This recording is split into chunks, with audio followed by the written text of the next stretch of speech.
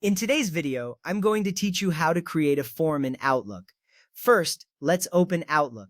You will see the familiar interface that you've used before, filled with your emails and calendar. At this point, it is crucial to ensure that you are in the right environment for creating forms. Opening Outlook is your first step in accessing the powerful features it offers for customizing your workflows. So, take a moment to familiarize yourself with the layout if needed. Once Outlook is open, check if you see the Developer tab. If it's not visible, you'll need to enable it. This is an important step because the Developer tab houses all the tools you need to create your custom form. To do this, go to the File menu located at the top left corner of the screen. From there, select Options.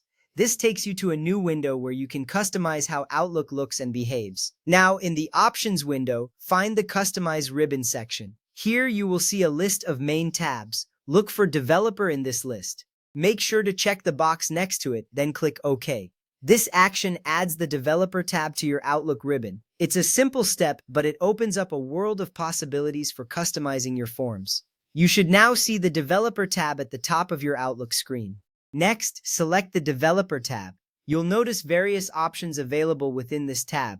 This is where the magic happens. Click on Design a Form. This command allows you to create a new custom form from scratch or modify an existing one. You will see a new window pop up, presenting you with various options. From the window that appears, choose a base form from the standard forms library. You have options like mail message, appointment, contact, or task. Each of these serves a different purpose, so pick one that aligns with your needs.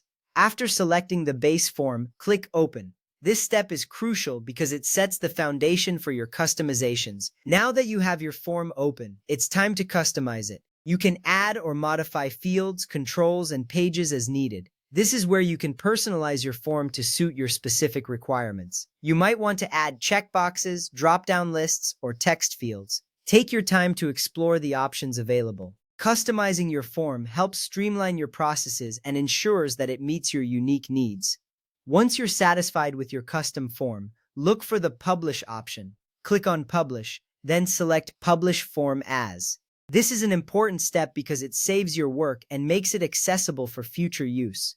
A new window will appear, guiding you through the publishing process. Now, choose where to save the form. You can save it in your personal forms library or an Outlook folder. Selecting the right location will help you find it easily later. After deciding where to save it, enter a name for the form.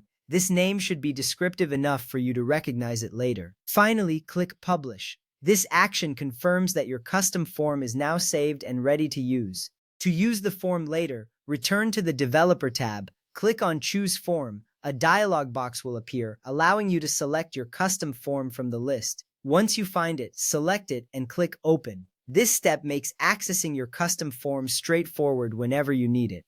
Before we wrap up, remember that custom Outlook forms are different from Microsoft Forms. Outlook forms are specifically designed for customizing items like emails, contacts, and appointments. If you're looking to collect responses from others, Microsoft Forms is usually the better choice. With that said, you've successfully created your custom form in Outlook.